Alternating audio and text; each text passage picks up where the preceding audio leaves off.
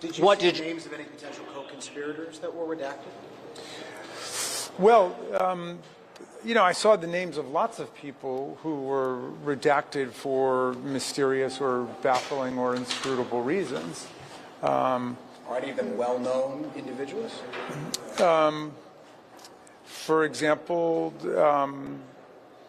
you know, Mr. Wexner, his name was redacted from a government document, and I couldn't understand the logic of that. He was not a victim, and his name has appeared other places. Now, the Department of Justice has not sent forth its so-called privilege log, so it's not explained yet why there might be certain redactions that have been made. I saw one document which was an email that was sent by Jeffrey Epstein to Ghislaine Maxwell, which was the forward of an email that he had received from some of his lawyers giving an account of a conversation between Epstein lawyers and Trump lawyers and others about what had taken place during that 2009 period. It was during the period of the 2009 investigation. And Epstein's lawyers synopsized and quoted Trump as saying that that Jeffrey Epstein was not a member of his club at Mar-a-Lago, but he was a guest at Mar-a-Lago, and he had never been asked to leave. And that was redacted for some indeterminate, inscrutable reason. I know it seems to be at odds with some things that President Trump has been saying recently about how he had kicked Jeffrey Epstein out of his club or asked him to leave, and this was at least one report that appears to contradict it. What did you see specific to President Trump or President Clinton, and were there specific redactions to them?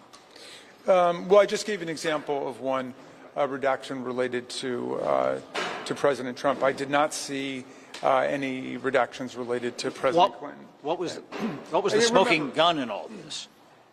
Well, I don't, you know, here's the thing. The Department of Justice is under orders from Congress to release the entire Epstein file. They released 3.5 million documents, and they've withheld 3 million documents. So about half of all the documents have not been released yet. Of the 3.5 million documents that have been released, I probably had the opportunity to review maybe 30 or 40 of them. Okay, so this is going to be an extremely time-consuming and painstaking process. The Attorney General and the Department of Justice have said that this process was something that was completed by them back in July. These materials could have been released long ago, but they're just being released now. And if every member of Congress who voted for the discharge petition, if all 217 of us spent every waking hour over at the Department of Justice, it would still take us months to get through all of those documents. And there are only 4 computers now, so they would certainly need to get a couple hundred more computers for all of the members. But the point is that there is no way before Attorney General Bondi arrives on Wednesday that we're going to have the opportunity to go through every redaction in order to ask thorough questions. You think that's the connection, that they held up releasing this so that everybody wouldn't be as thoroughly prepared for her testimony Wednesday?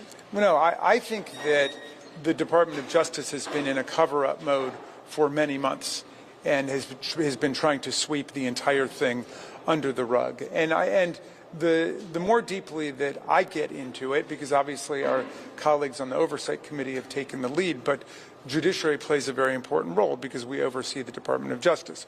But the more that I've gotten into it, the more I believe that the survivors here, the victims who are now active citizens for justice, really are leading the way.